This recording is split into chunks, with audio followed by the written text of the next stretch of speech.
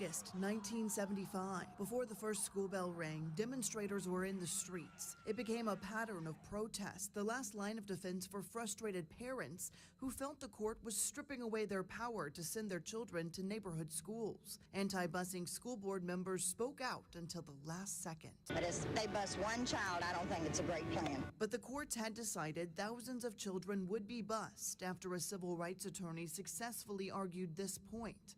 He said the black city school system and the affluent white Jefferson County schools were segregated. Melissa Forsyth reported on the development. The desegregation battle went all the way to the Supreme Court and then was thrown back here into the lap of federal Judge James Gordon.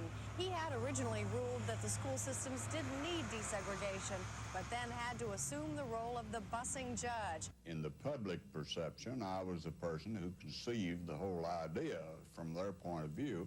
That judge had around-the-clock protection from federal marshals after receiving threats on his life. Even still, he ordered the immediate merger of the city and county schools and wrote up a busing plan for the district. Teachers got special training for desegregated classrooms, and local police tried to prepare. On September 4th, black and white children boarded school buses that would take them into the unknown territory that was desegregated classrooms. Edward Stanley, a senior at the time, remembered his first trip to Moore High School.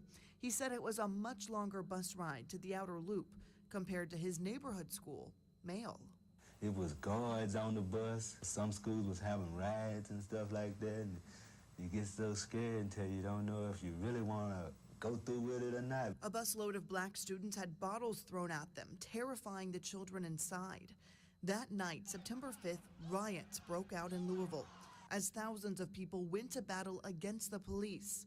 County Police Chief at the time, Russell McDaniel, was in charge. We were not equipped to deal with the number of people that we were confronted with. Some officers were seriously hurt before police authorized tear gas to break up the crowd. Then Southern High School on Preston Highway became the protesters' target. Melissa Forsyth was sent to the scene. When I arrived that night, the first thing I saw was another reporter with blood on his face where he'd been hit by a protester's brick, and then someone threw one at me. State police and the National Guard were called in to help. It took months for the protests to fully die down, but inside the schools, it didn't take nearly as long. Educators remembered the buildings operating business as usual within a week. All the problems, all the abuse that some of us had to take, it's worth it because things are getting better. Still, some parents refused to allow their children to go to school. One mother and father were brought into court, facing truancy charges and up to 1 year in jail. Chuck Olmstead reported on what was then called the white flight, when many parents pulled their children out of JCPS. 10 years ago also saw the development of dozens of new schools where youngsters wouldn't have to be bused. Christian schools. 10 years after busing first started in the district, school leaders said they could see the merger was paying off and the improvement of test scores across the board. But it was never fully accepted, with students and parents attempting to take the fight back to the courtroom multiple times in the decades since.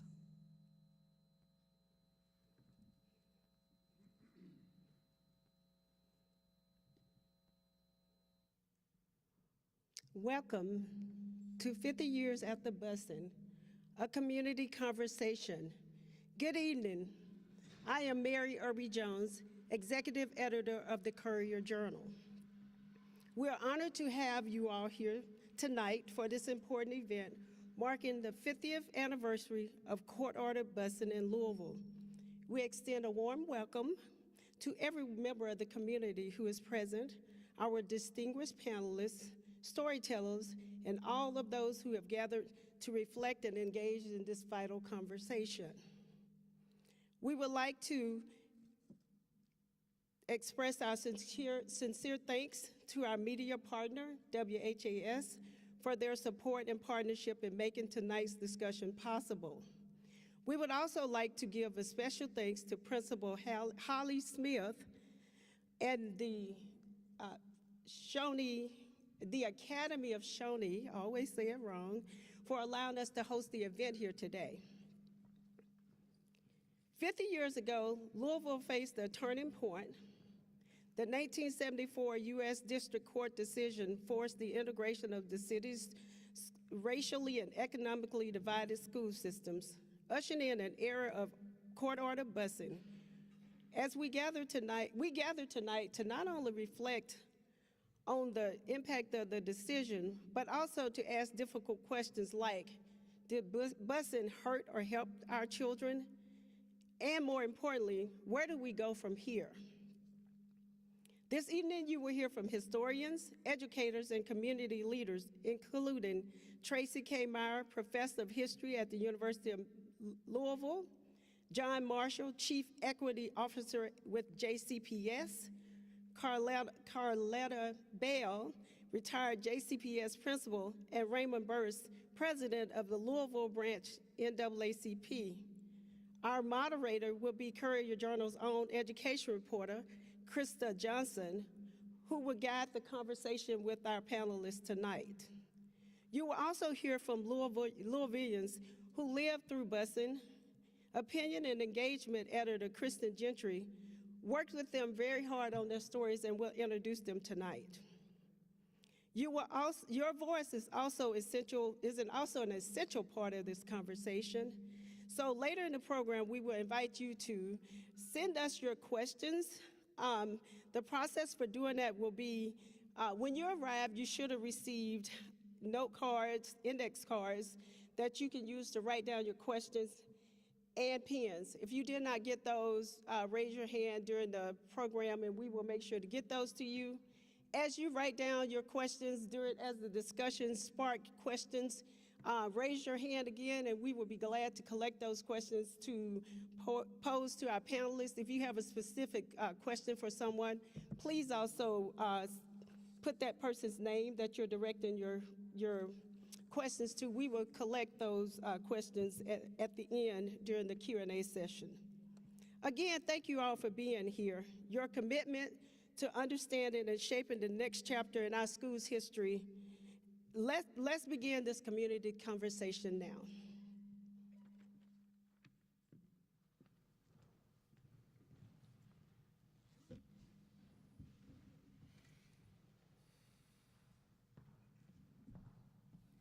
Hi, everyone. Thank you for being here. I'm Kristen Gentry, Courier Journal's Community Engagement Opinion Editor, and I have the pleasure of introducing our storytellers, who will share their two distinct personal experiences as students at the time of court-ordered busing. First up is Michael Hicks. Michael R. Hicks was born and raised in Louisville, earned a Bachelor of Science degree in Pan-African Studies, as well as a Master of Arts in Political Science from the University of Louisville, with specialties in public administration and urban planning. Michael is the Assistant Coordinator and Public Policy Analyst at the Reverend Jesse Lewis Jackson Senior Center for Racial Justice at Simmons College of Kentucky. Please welcome Michael Hicks.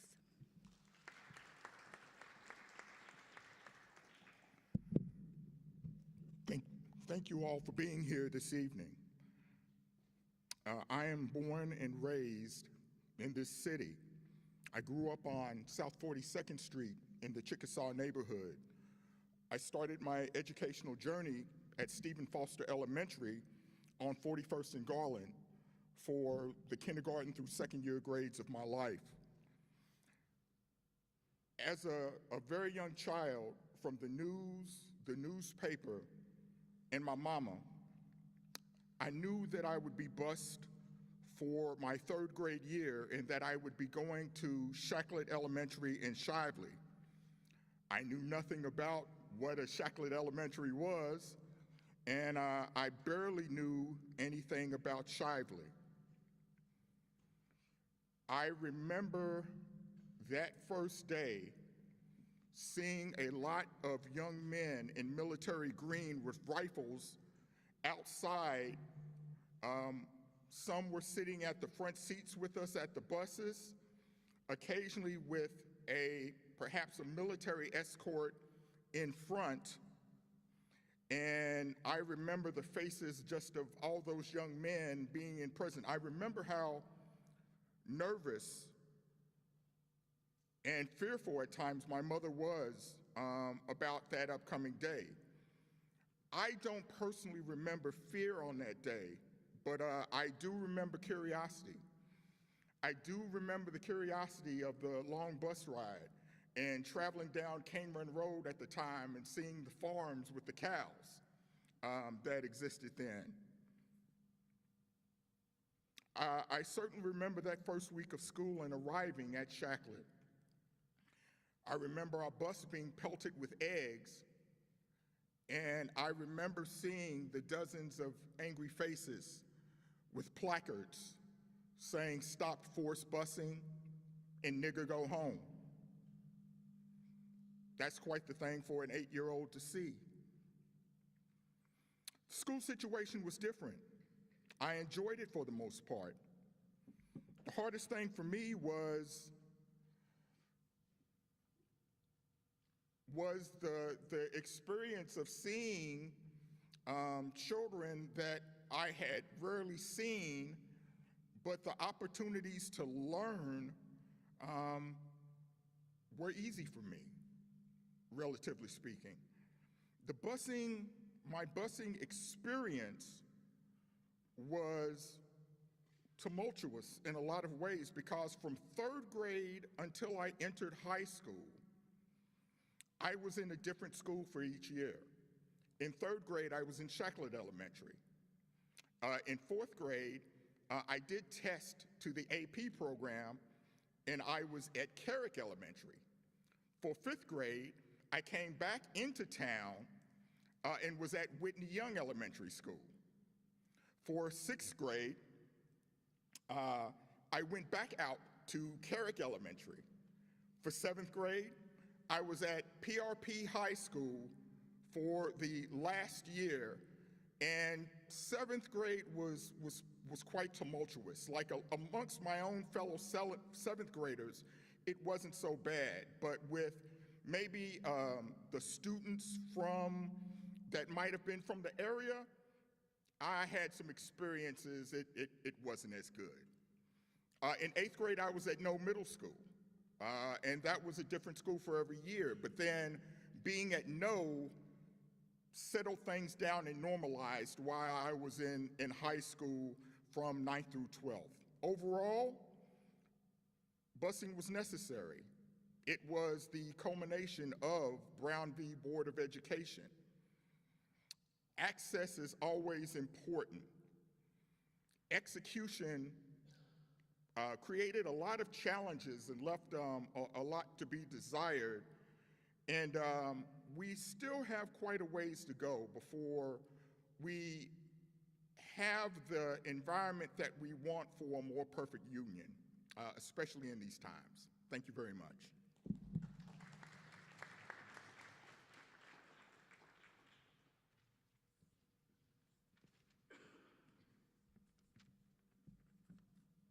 Thank you for sharing, Michael.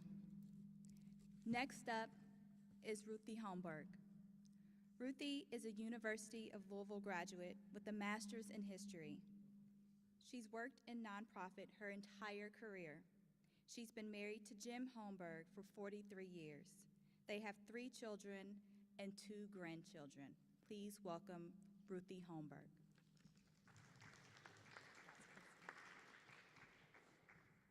Good evening. During the summer of 1975, prior to the beginning of my junior year at Marion C. Moore High School, all everyone talked about was busing. Who was going to get bused? Where were they going to go? Was there going to be any problems prior to the beginning of school? I remember anxiously awaiting to see if I would be bused. White students were bused for 2 years only, and after hearing Michael's story, it makes me so sad that we only had to go 2 years, and he went, 9 different schools, I think. But we went based on 2 years, depending on the first letter of our last name. I was relieved to learn that I would not be bused. It was important to me to finish school at Moore because I had started there in the 7th grade and wanted to finish it out. As we got closer to the start of school, tensions rose in Fern Creek and Okolona. Now, Moore is located in Highview, which lies right between Fern Creek and Okolona. We were concerned about the riots moving into our areas. School buses had been burnt that were still sitting in the school parking lots. The KKK was protesting in those ridiculous robes, and that for me alone was very unnerving because I thought the KKK was a thing of the past, and here they were protesting just a few miles from my own home. People, young and old, were throwing rocks at school windows, and as the first day of school approached, many people did not send their children to school, some as a protest to busing, some out of fear, but most people a little of both. My mother took my brother and I our first day of school, and I remember backing out of the driveway, our neighbor across the street yelling at her in the car saying that she would regret this, that this was a terrible mistake. As we arrived, there were unarmed guards on the roof of the building, and there were also guards in our school halls. Those guards remained there the rest of my education, and I'm pretty sure, if I'm not mistaken, there are still guards in our schools to this day. I thought the goal of busing to integrate our schools was very important, and I wanted to show my support. But it was my junior year. I was on the yearbook staff, and I was trying to make editor. I was gonna get my senior ring that year. An advantage that my brother and I had is that as walkers, usually, we walked into the back of the school through the back doors, so I never witnessed any of the riots or protests going on around the buses, which were on the other side of the building. During the first month of that 75-76 school year at Moore, very few students attended school. I was often in class with only 4 or 5 students. Sometimes I was the only white student in that class.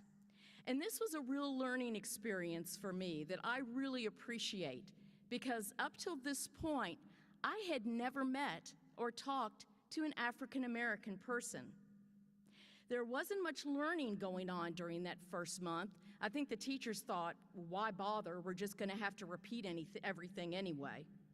So we usually just sat around and we talked, or we did busy work.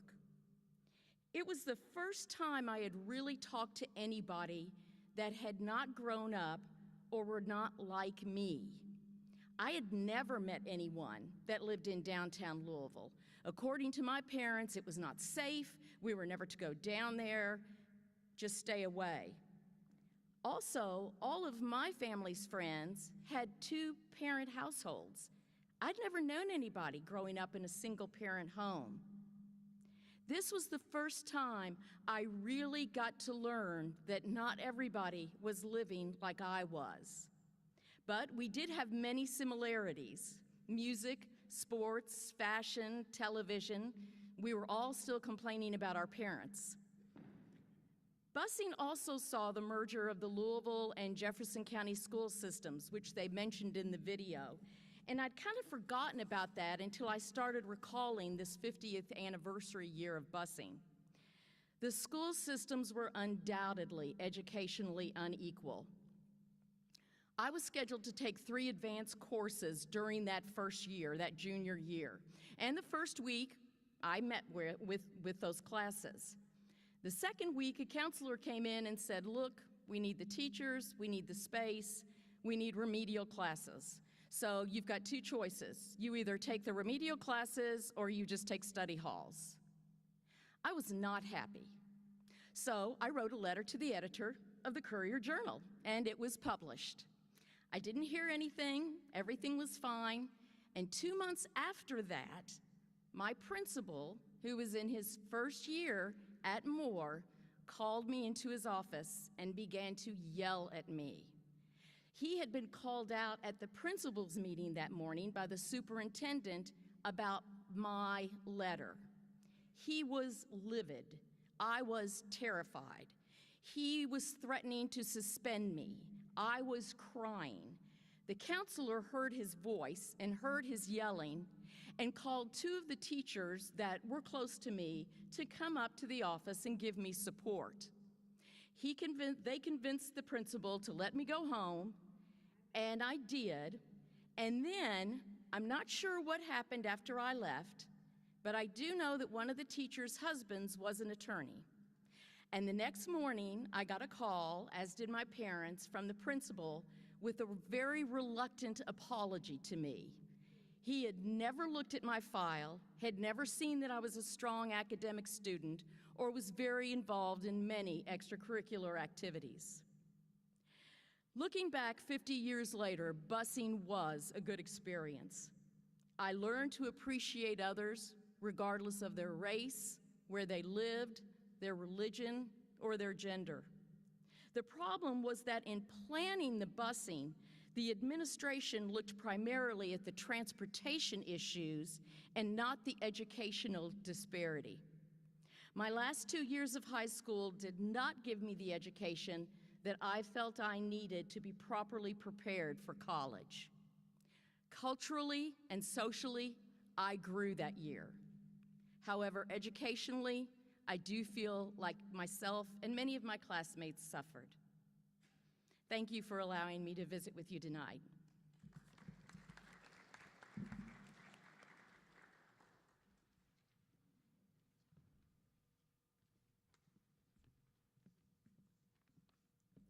Thank you, Ruthie.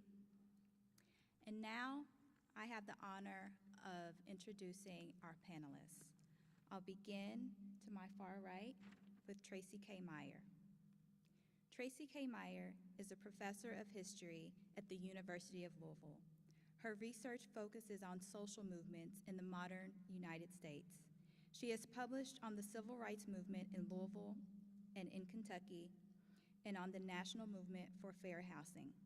Most relevant to our event today, she is the author of From Brown to Meredith, The Long Struggle for School Desegregation in Jefferson County, Kentucky, 1956 to 2012.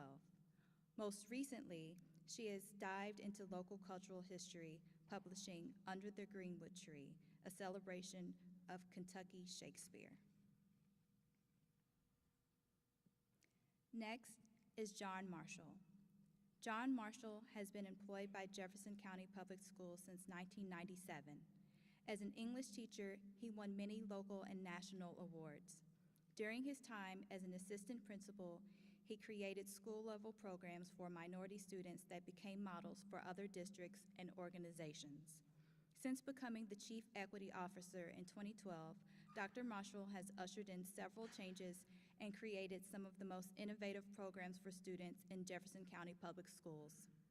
Those innovations include the W.E.B. Du Bois Academy, a school targeted for males of color that opened in 2018, and the Grace Jones Academy, an all-female school with a clear mission to empower middle school girls through an Afrocentric and gender-specific STEM curriculum that opened in 2020. Next up is Carletta Bell. Carletta Bell began her career in education in the classroom as a teacher at Conway Middle School in 1975, the year Louisville's city system merged with the county system and court-ordered busing. She has served Jefferson County Public Schools in multiple roles as a regional resource teacher, an elementary personnel specialist, and principal of Sarah J. Price Elementary School. Under her leadership, Sarah J. Price became the first school in Kentucky to become part of the National Accelerated Schools Project and received distinction from the Kentucky Department of Education for exceeding academic goals. After retiring as a principal, she became an administrator of recruitment and development for JCPS, training future principals. She currently serves as Alternative Certification Program Director at Spalding University. And last but not least, we have Raymond Burse.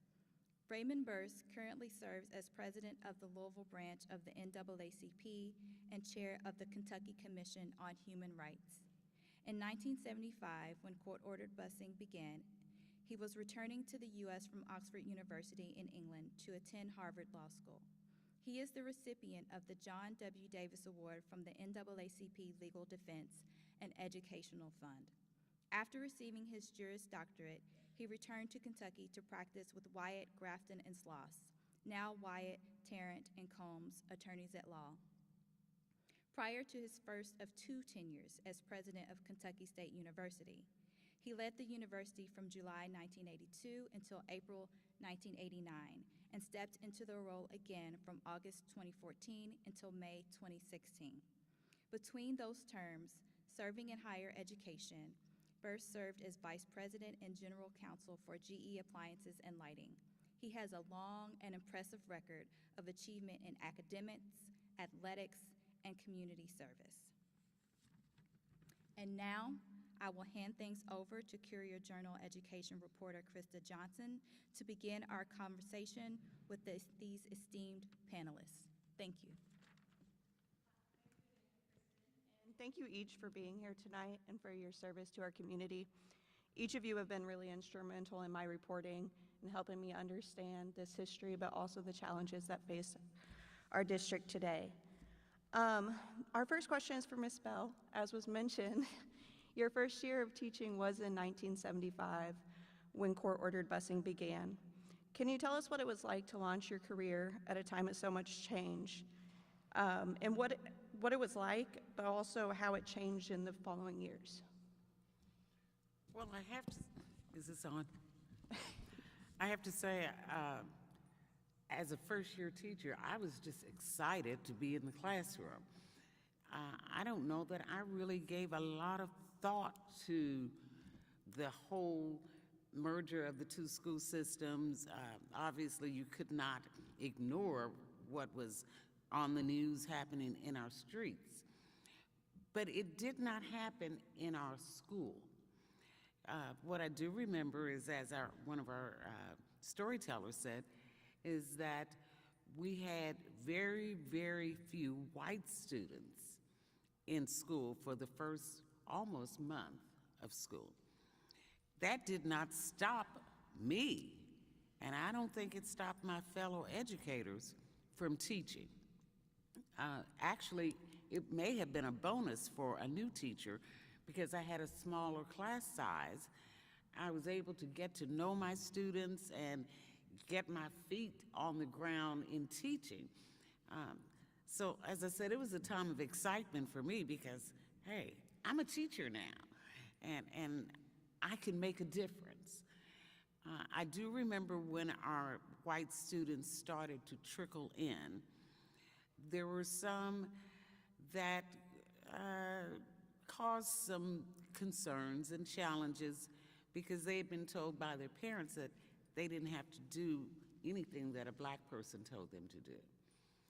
And I was like, okay, I'm teaching middle school, I'm 22 years old, what am I gonna say to this person?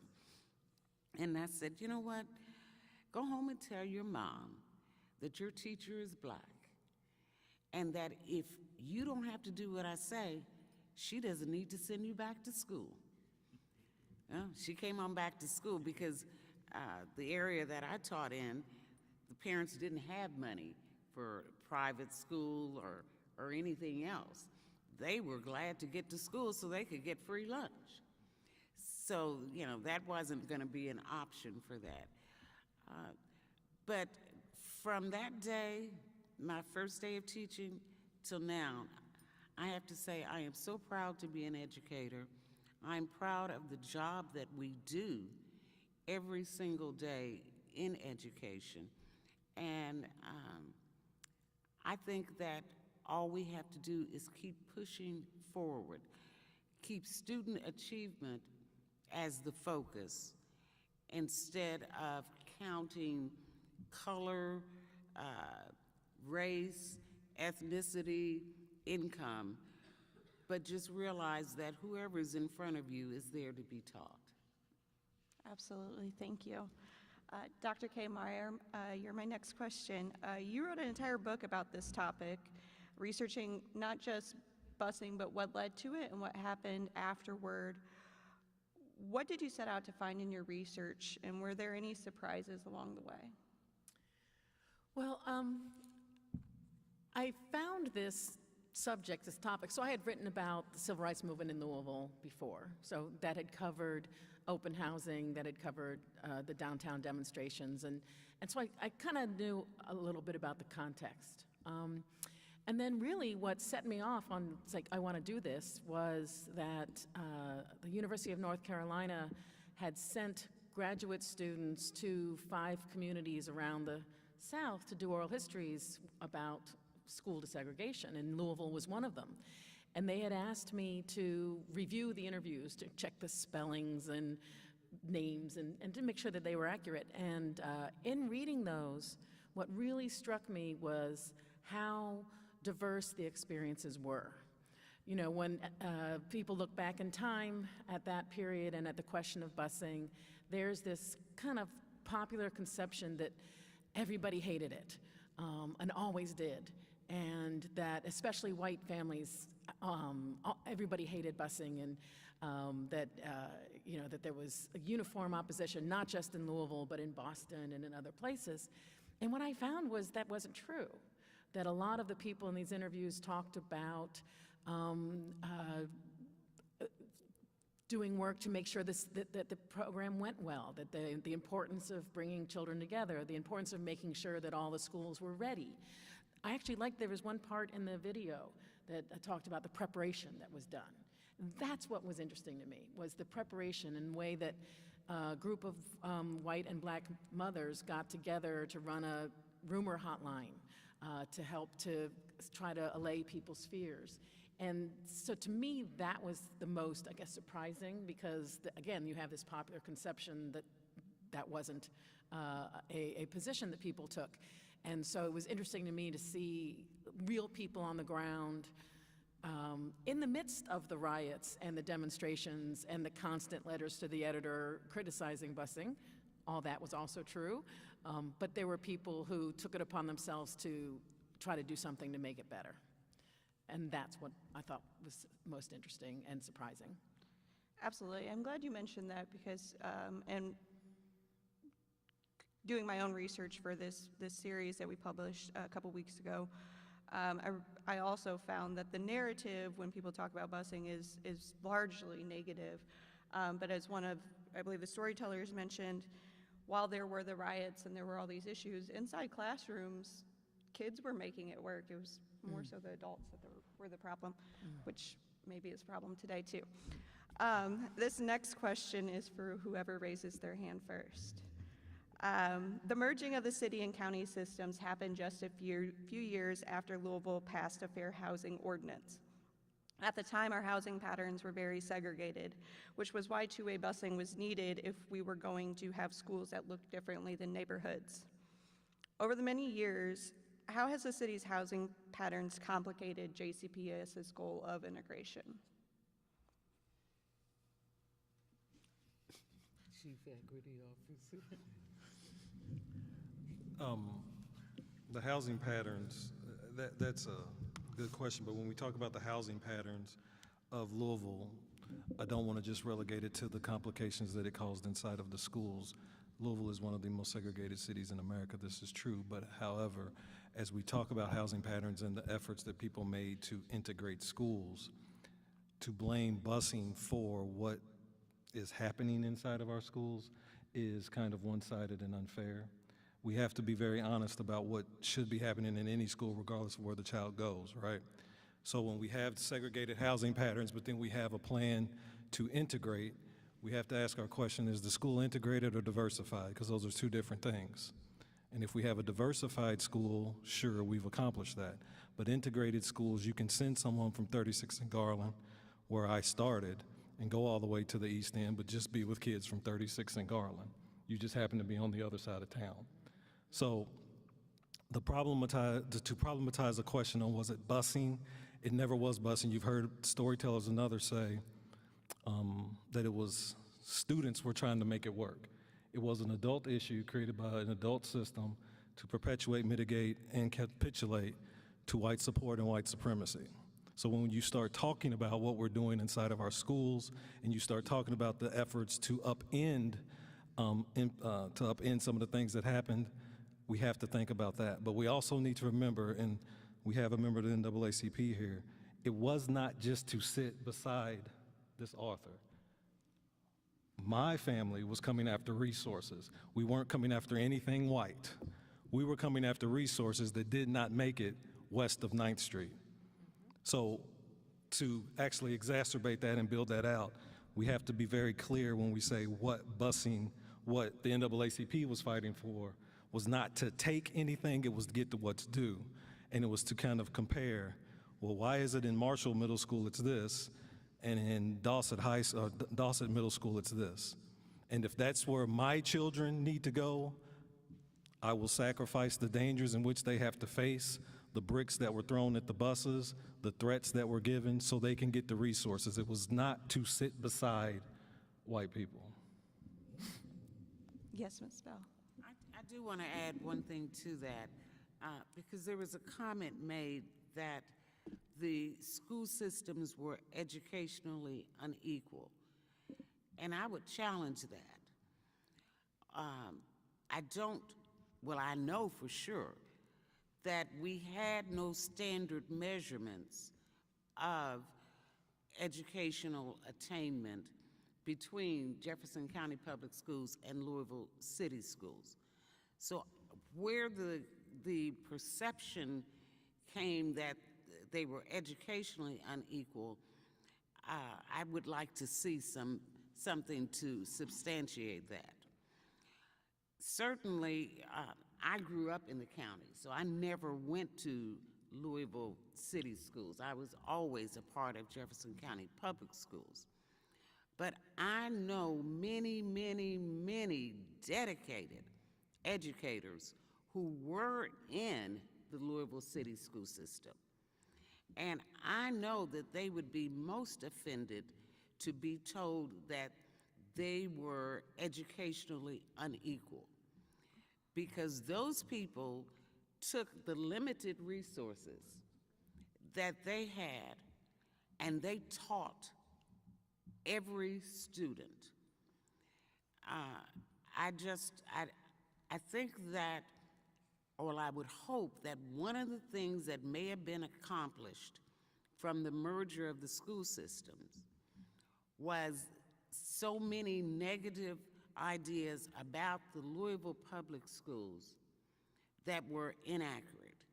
And as John said, based on ideas of superiority from one race to another, I hope that we have gotten beyond that.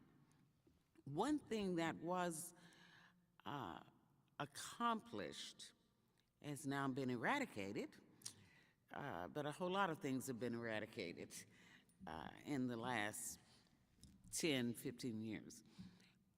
Not only were students merged, but we had something called the Singleton ratio.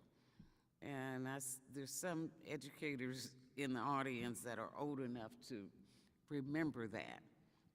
And that required that we have a certain number of Black certified staff in buildings.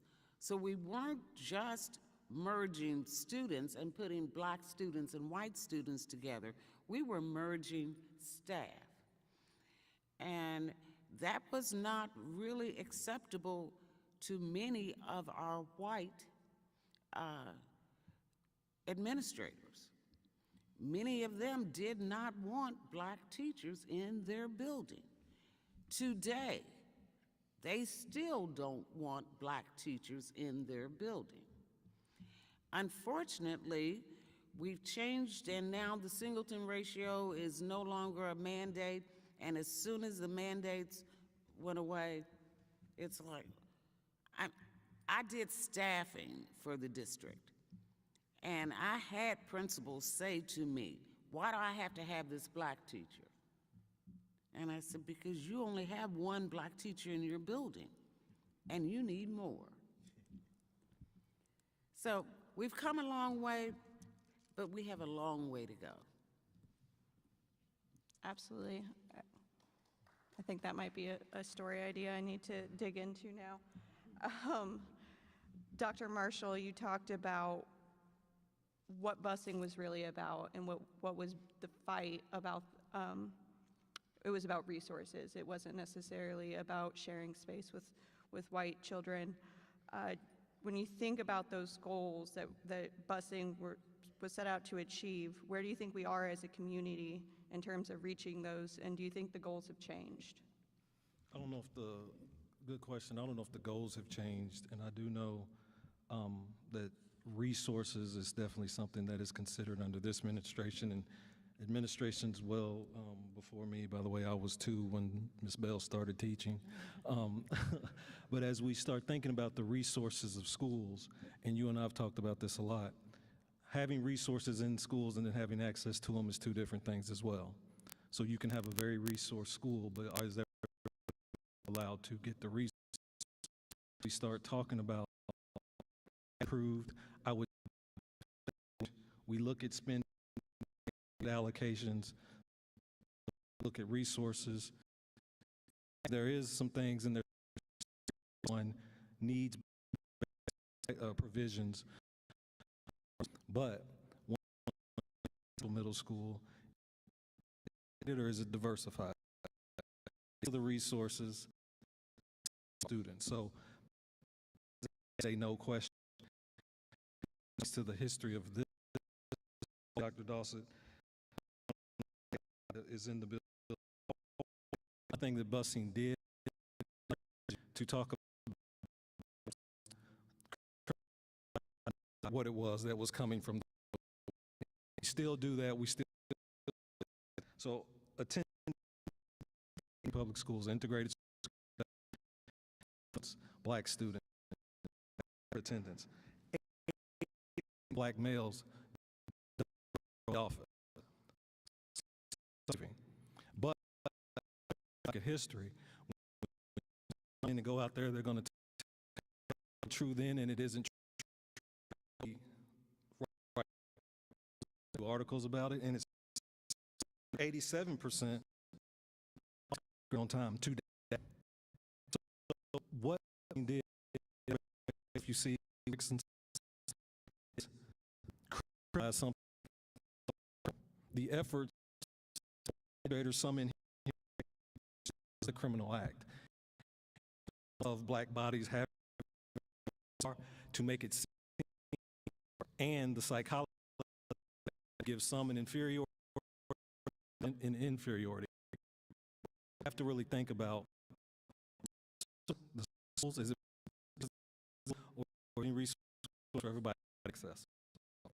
The point where let's drive a dark source, it matter where you stop thinking about criminal element all over the place, because it's not happening then.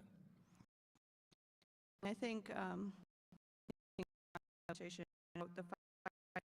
access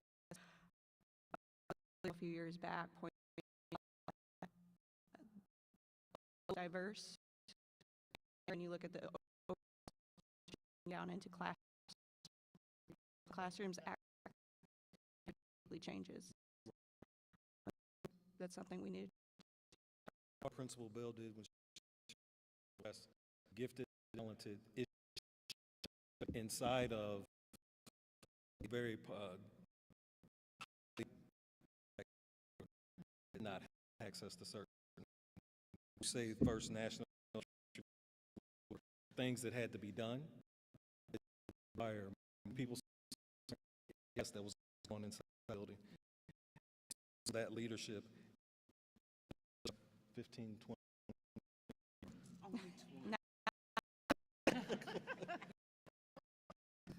All right. I the choice zone.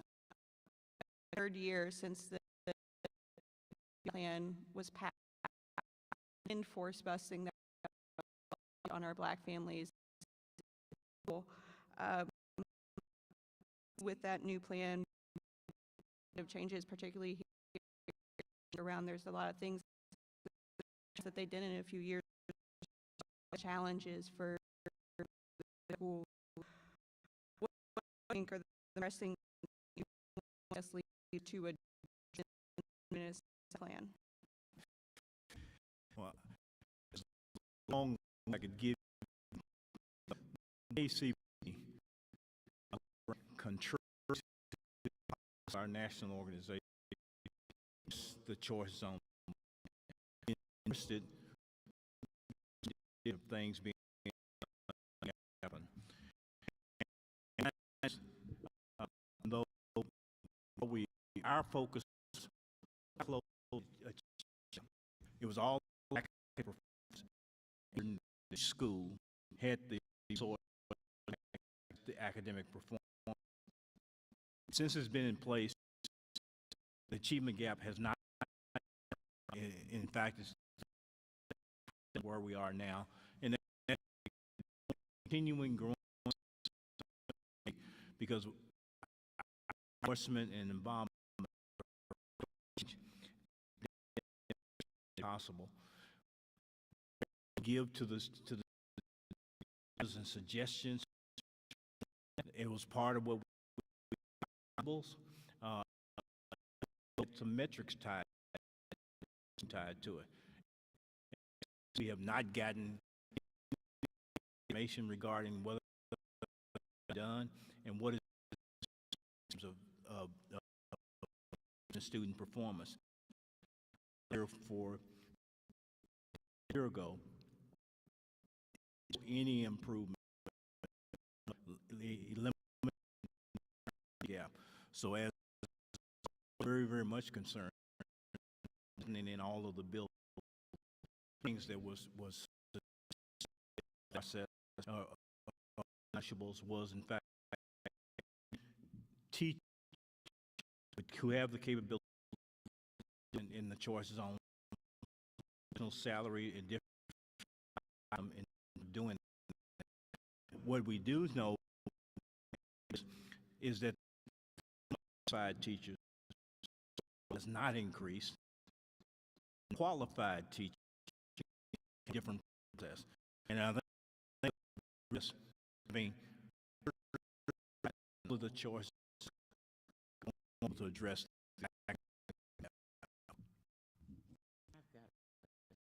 Please do. Also, while Ms. not 30 years in our schools, in choice zones. I am of a very select called the Coalition Black Retired, and we ACP review plan that created choice. One of the we didn't right not to believe it. Really have choice, and as we know, if you take choice, ask that sizes significantly, and one of our members the private, and I asked, and I were having a conversation, you know, and I said that you would add 10 more. Oh, we can. So you're bored. Why do you think it would be effective if you're in it? They want to support the negotiables.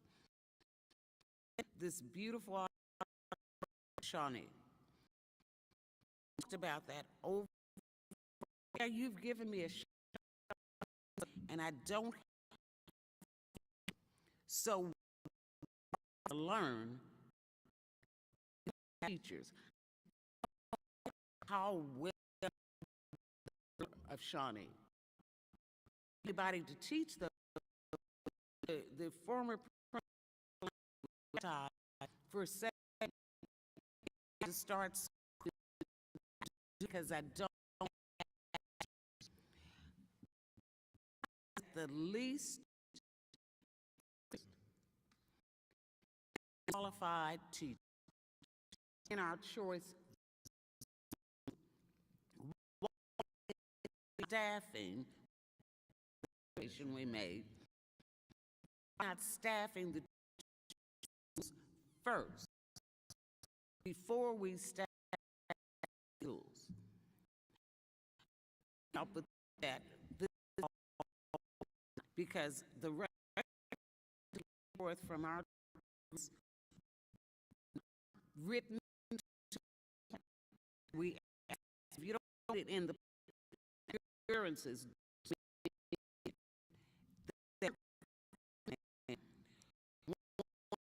was passed, yanked away, and we that we're in. We've not changed student achievement. And up on Carletta and in those sessions and transportation, guaranteed. We're in fact told that would be guaranteed, but there's no choice. There's students in transportation. A number of those look like, so when you what we call a bill of concern, just in terms of who did and as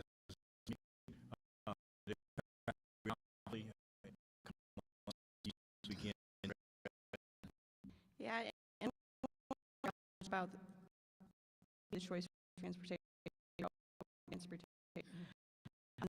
Be relevant to this kind of assignment as one of assurance more equitable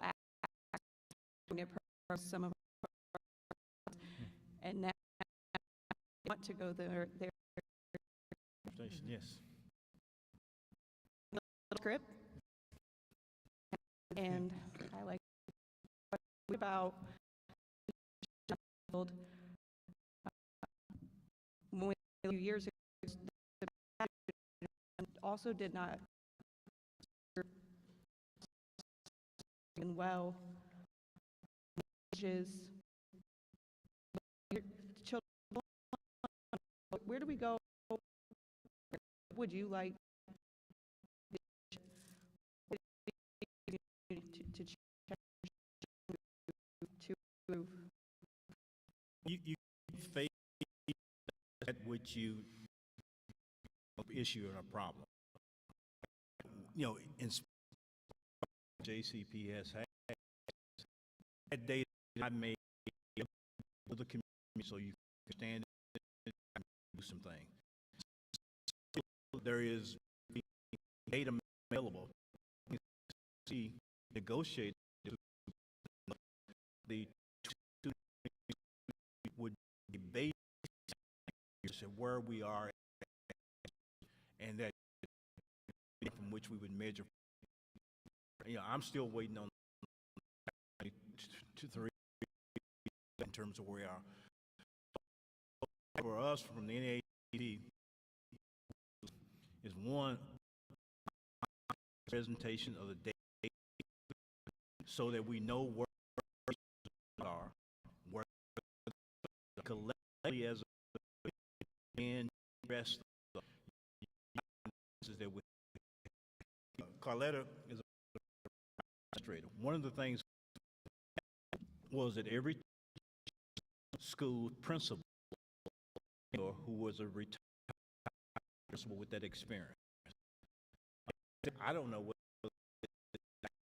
but I can tell you, during my first at university, not knowing much, a academic VP from the who had been there time my first with that experience and the issues that take place is to guide you. And I think that as it relates to a number of that kind of guidance, I think you begin to see. Yeah. Ms. Bell, do you Dr. Marshall? Stay silent on this. She just sends me. Just CC me on. Now to our audience, I'm things to hold on.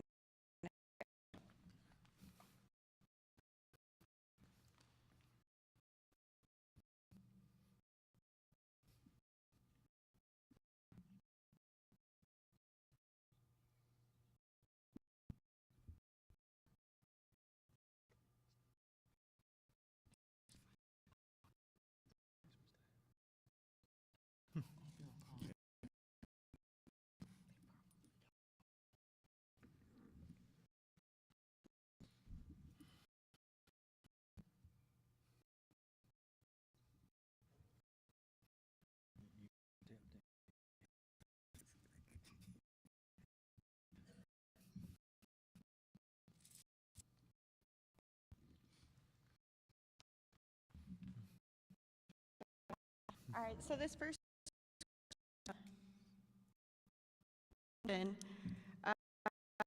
impact of the recent yes are being to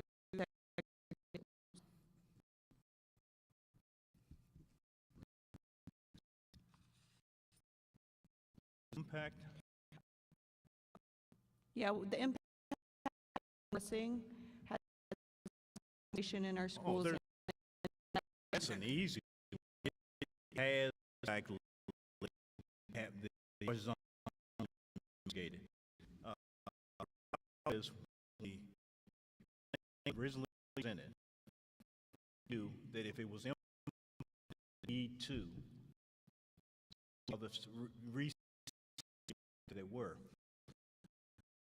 choice at that point for years in schools that the change segregation again, and you can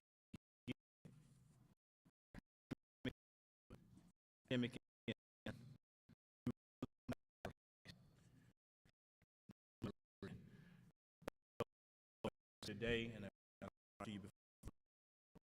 having made that decision, I improvement.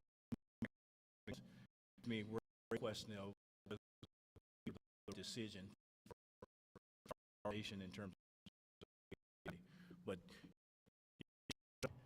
a prompt improve academic for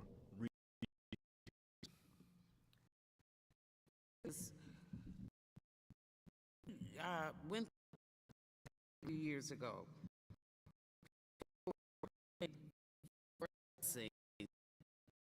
Integration. We're now in and it's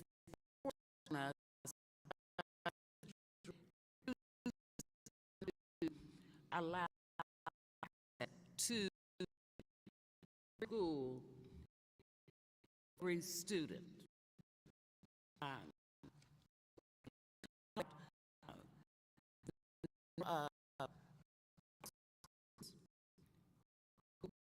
Long attended school because they have care.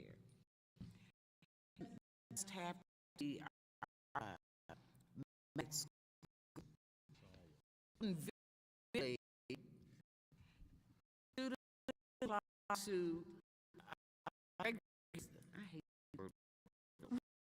to on math. The application and then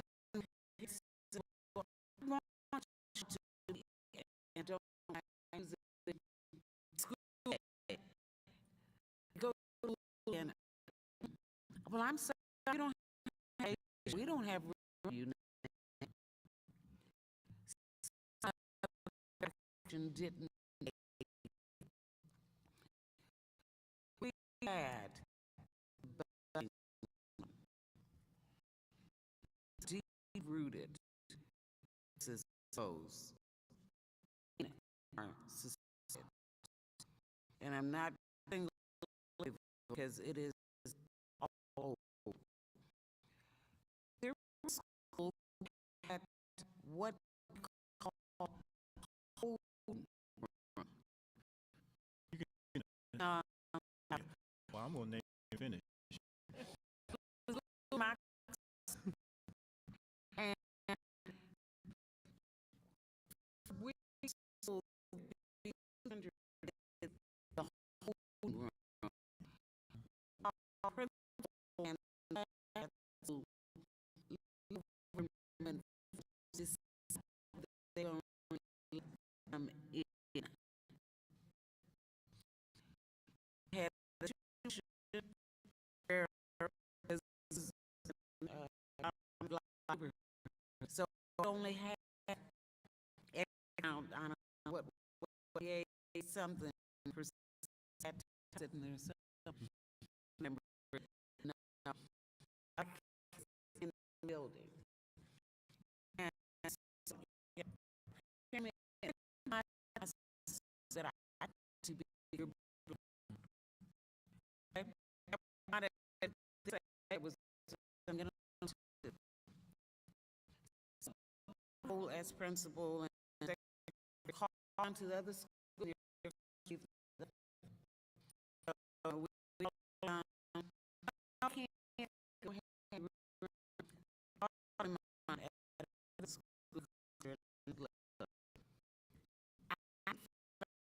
These kids to go. They come because I'm our kids. No school will take. He said, "Let me call." He called our cluster. I had a family from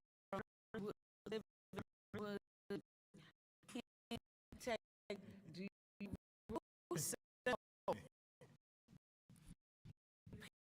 if you come you pay that if you can't stay home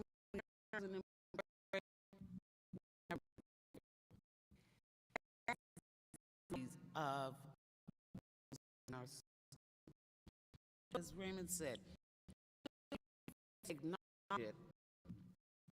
It is what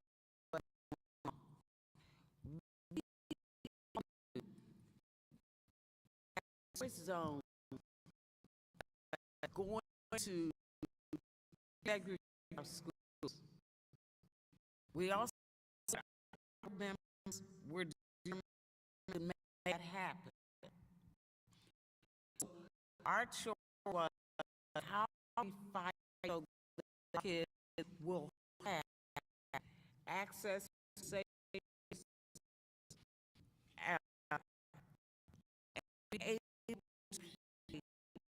with this, more so than any school in the district.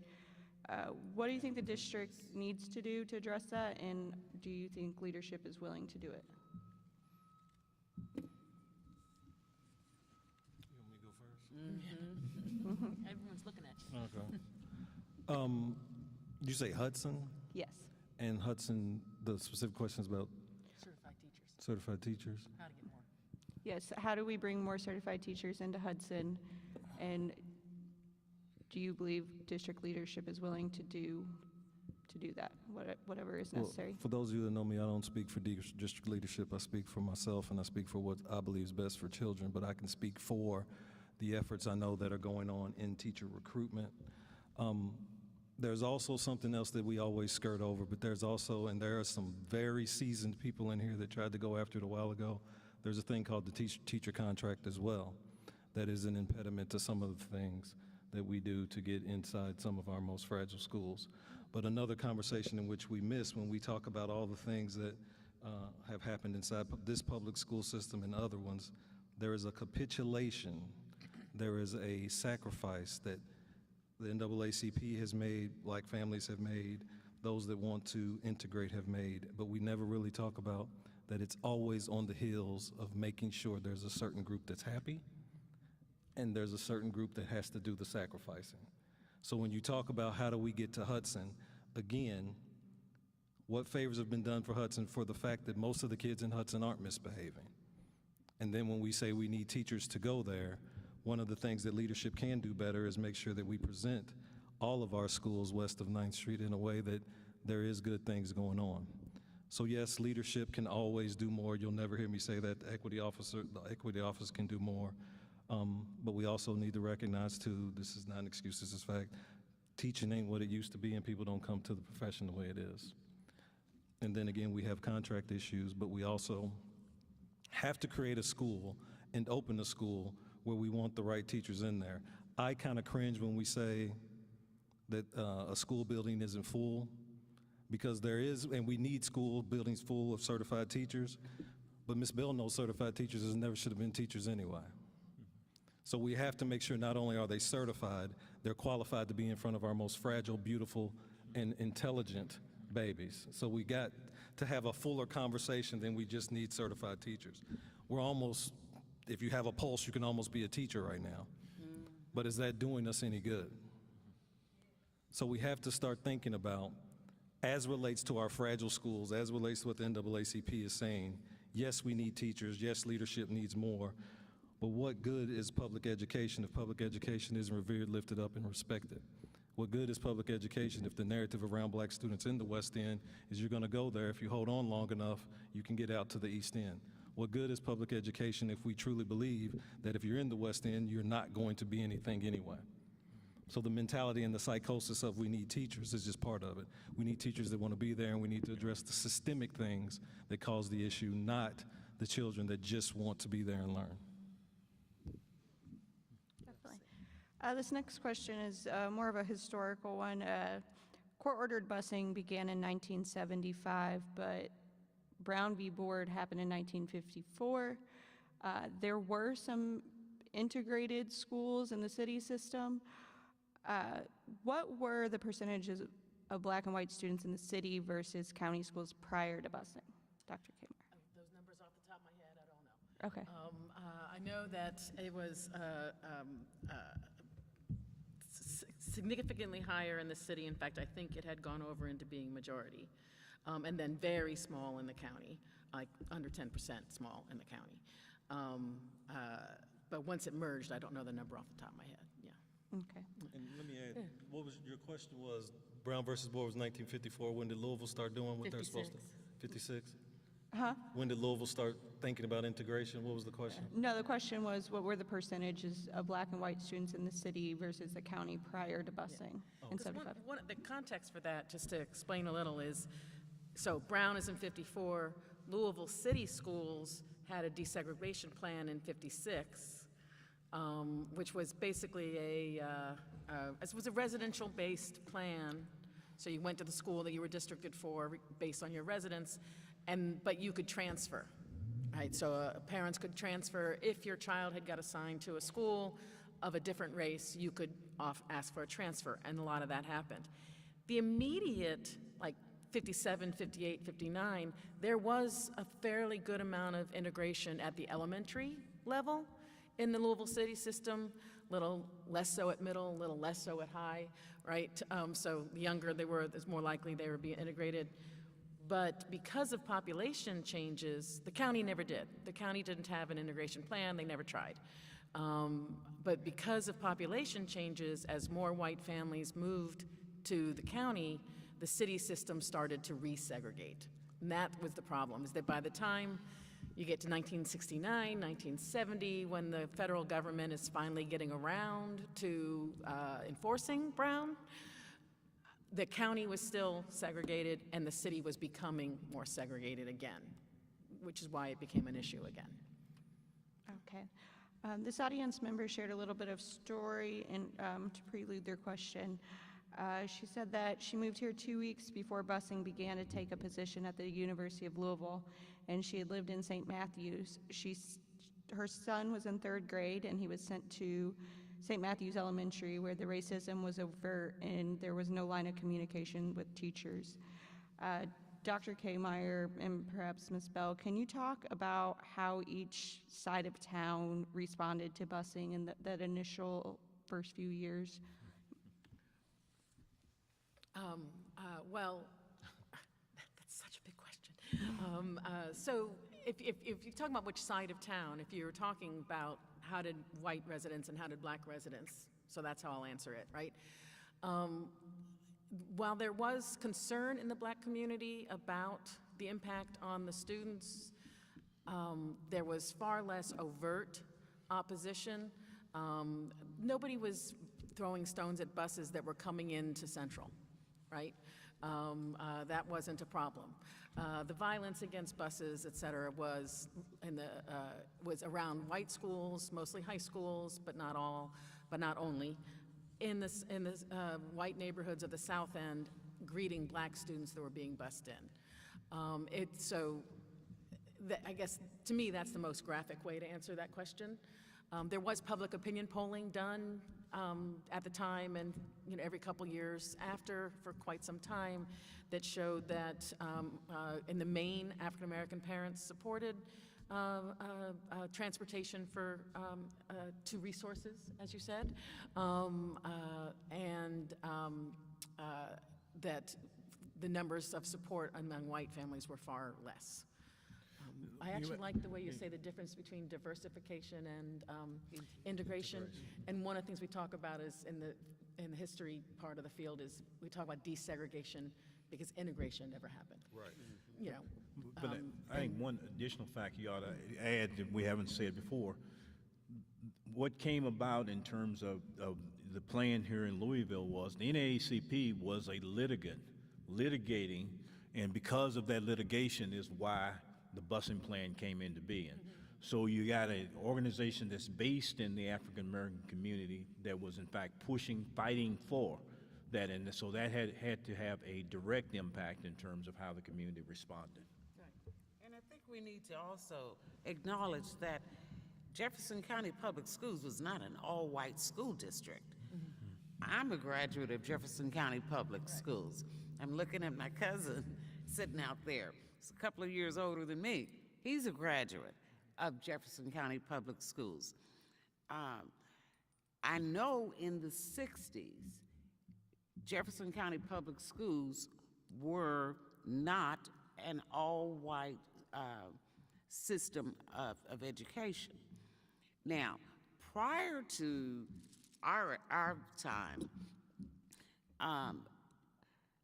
you couldn't go to the school closest to your home.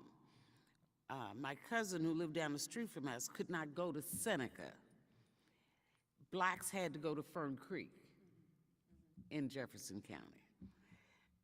I don't know when that change occurred, because I'm not quite that old, John. But I know that my sisters and my brother, who are older than I am, they were all at Seneca. And I have some older relatives that were at Seneca. There were blacks at Westport High School. There were blacks at Eastern High School. So it wasn't an all-white district. I think that it was tolerated because they were able to separate us into little pockets. So it's almost like we can look past them.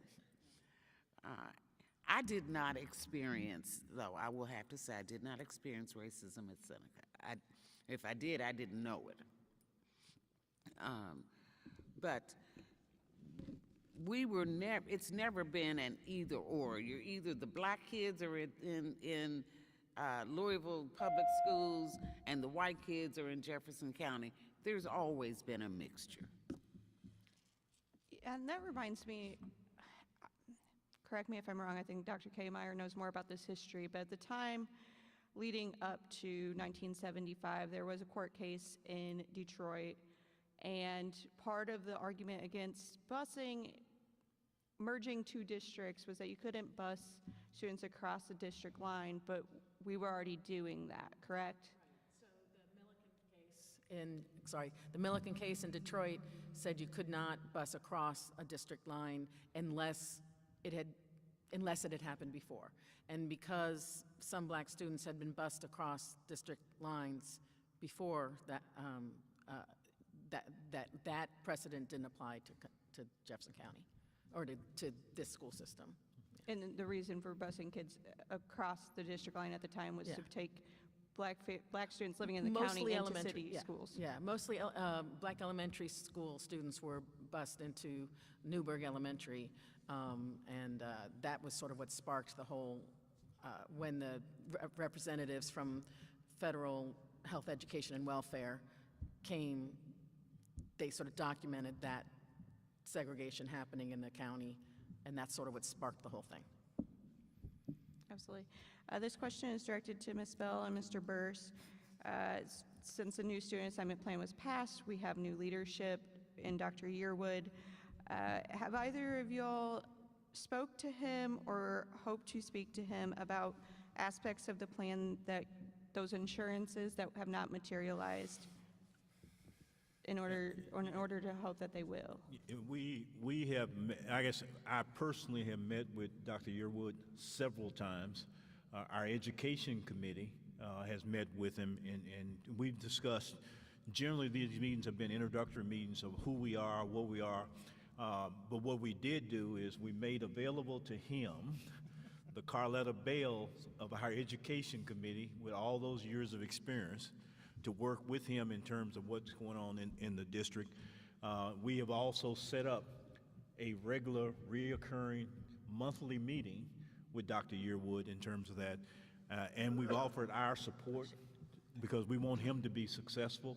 If he's successful, our students will be successful, and we're all about making certain students are successful. And we're looking forward to working with him, giving him the support he needs to be successful, and we're also looking forward to this community giving him the support he needs to be successful, and we're going to be watching. Absolutely. This question is, when we talk about segregation, we've only been talking about racial segregation, but there are schools within our district that are socioeconomically very segregated. What are your thoughts about that when we factor in the socioeconomic status of students and how we best serve those when there are high concentrations of poverty in a building? Which one was going to answer that? Everyone's looking at you again. John was going to. We had a system that. Okay, so when we're talking about social economic segregation or social economic lack of access, we have to also realize that even if you control for poverty in Jefferson County Public Schools, even if you control for poverty, there is still a gap between a poor black student and a poor white student overall. So a lot of times when we harp on this poverty thing, which, poverty is damning and we need to fix it in America, but a lot of times we then alleviate the true conversation of racism by zeroing in on poverty. And I want to say that again. Even when you control for poverty, you put a black John and a white John in the same class, it could be advanced program, ECE, whatever. Traditionally, historically, repetitively, consistently, there's a gap. We need to talk about systemic thoughts and systemic beliefs and understanding of what it means to be of a different complexion and still yield these kind of results. So yes, there are schools that have way more affluence than other schools. And back to what Ms. Bell said, one of the reasons that we also have to remember why Louisville has always been somewhat diversified, because Louisville has had plantations throughout this city. That's where you get Newburgh, that's where you get Berrytown, that's where you get Griffeytown, that's how you get the West End. So you can go to Newburgh and end up at Seneca. You can go to Berrytown and Griffeytown and end up at Eastern. But even the history of those neighborhoods, and Ms. Bell is a historian of where she came from, is rooted in slavery and racism. So we can talk all these other things we want. We can zero in on poverty, but if we fix poverty today, there is no research that says the gap will close.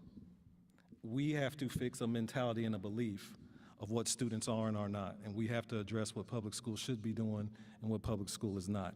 So again, the haves and have-nots is something that we talk about, but then it gets conflated because black parents wanted their students to have resources, but they didn't say, help us not be poor anymore. They said, put us in a position we can get it done. So we have to be serious about these conversations, and we have to stop using buzzwords to dodge what the real problem is, and the real problem has always been, and unless we get serious, continue to be racism.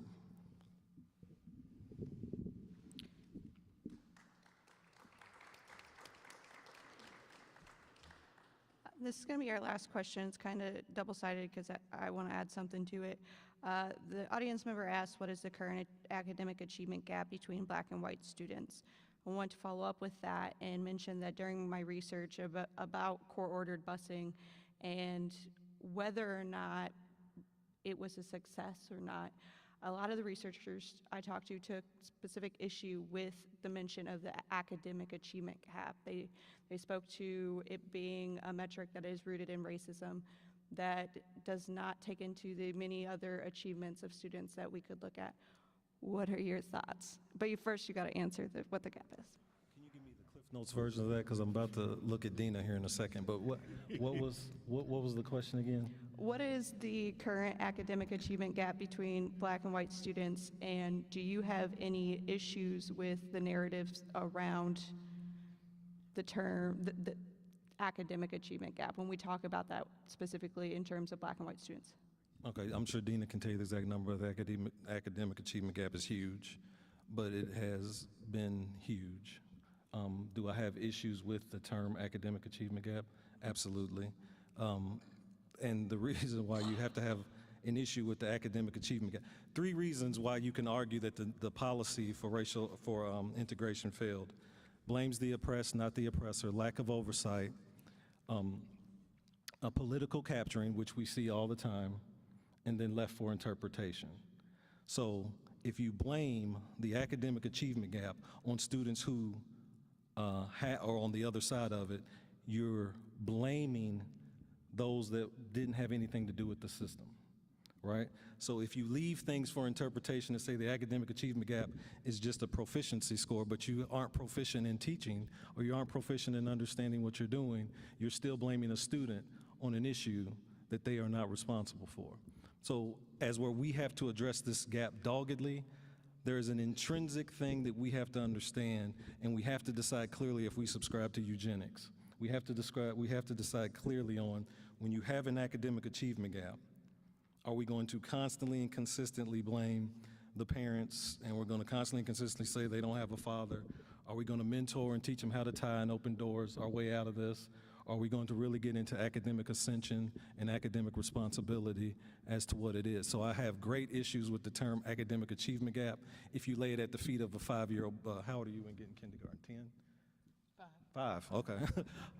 I should know that. If you lay it at the feet of a 10-year-old and say that the gap is because of all these things. So yes, there's an issue, but the academic achievement gap can't sit on the brain of someone that we've signed up to form. The academic achievement gap has to sit on a bigger system that, as if you've heard these stories and read this book, all of those things take a role in why we are the way we are and why the scores are the way they are to some degree. Now, am I big on, my mom's in the back there. Academics does fall on parents and it does fall on students, but too many times we leave it for interpretation on what this deficit is as opposed to what the things that the NAACP is fighting for and others. The other thing I want to say about that is, when you're asked, did the busing plan work? The busing plan never addressed academics. The busing plan was designed simply to have numbers in buildings. That's all. So did it work? Yeah. We were mandated to have certain percentages. What we asked for when they redid the student assignment plan was to not just have numbers, but we wanted to have academic achievement as part of that plan. And the leadership of Jefferson County Public Schools didn't want it included.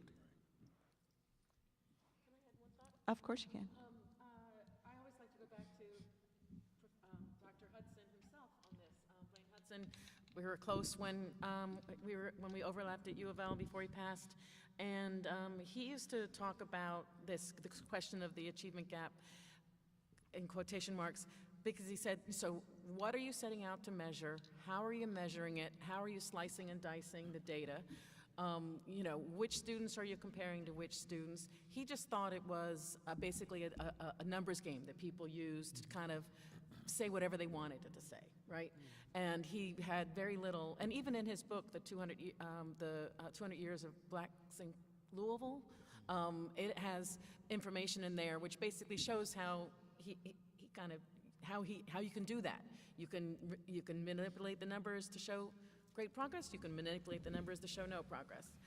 So he used to just toss that out when we would talk about this particular question. Usually I was asking him, how do I get more information on this? And he was telling me not to bother, basically. And to your point, I'll be quiet after this. There are two schools that are dispelling the myth, and they're very black. And if it's important, they're very poor, Du Bois and Grace James, and they are outperforming most students, not just black students, most students in the state of Kentucky. Predominantly black, predominantly poor. Why? I'm gonna say predominantly black and predominantly poor. Today, you know this. Why? Leadership in the building. So if there is a belief that we have to address poverty, and I'm telling you right now, it's a free and reduced lunch Title I school, there's something going on inside those schools where some would say they're not integrated, but I would say they're diverse. And they are outperforming their peers right now, and most of them are black. So we have to think about the system as opposed to what these students don't come with, and what the adults are feeding into those students. And let me be very clear, there are teachers in every building, flat out, kicking butt and taking names and getting it done. But systemically, also coincidentally, and you know this as well, there was a lot of resistance to do Grace James and Du Bois. We don't want integration, but we don't want to create schools where it's not integrated, but now they're outperforming. We have to think about adult systems and systemic issues and true problems in this public education. But I challenge any of you, check out Grace James and Du Bois and ask yourself, why are they doing different? Why are they doing so much, not so much better, but better? All right, that concludes our questions for tonight. Again, thank you all for being here. I also want to thank everyone in the community. JCPS is tasked with serving almost 100,000 kids, no matter where they come from or what challenges and talents they show up to school each day with. And I believe the more informed we are as a community, the better we can support that mission. So I just want to say I really appreciate your engagement with this topic and with our school system. Now I'll let you hear from Mary.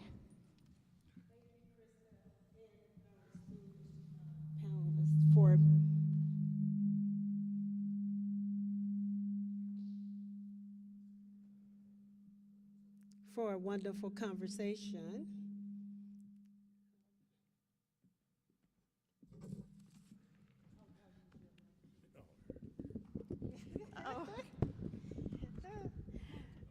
As we close, I wanted to briefly tell you all about our Education and Children's Reporting Fund.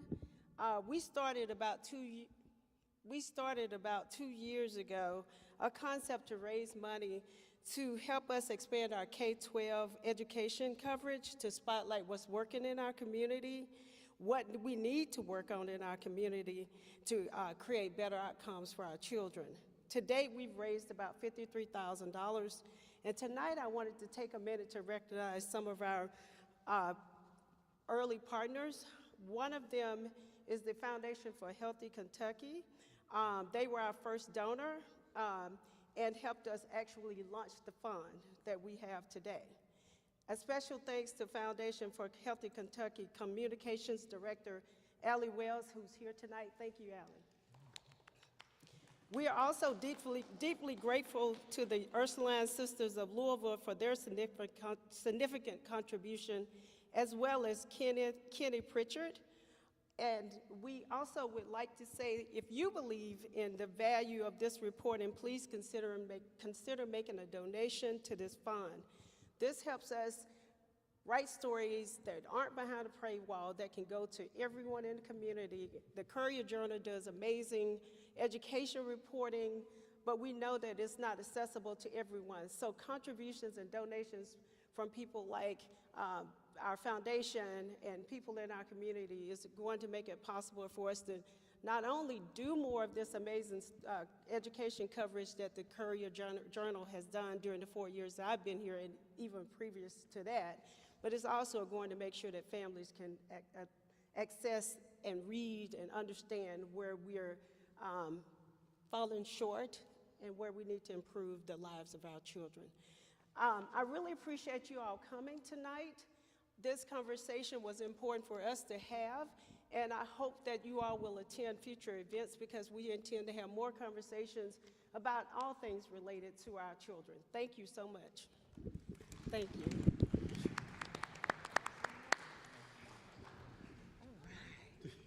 You didn't want me to call them out, huh?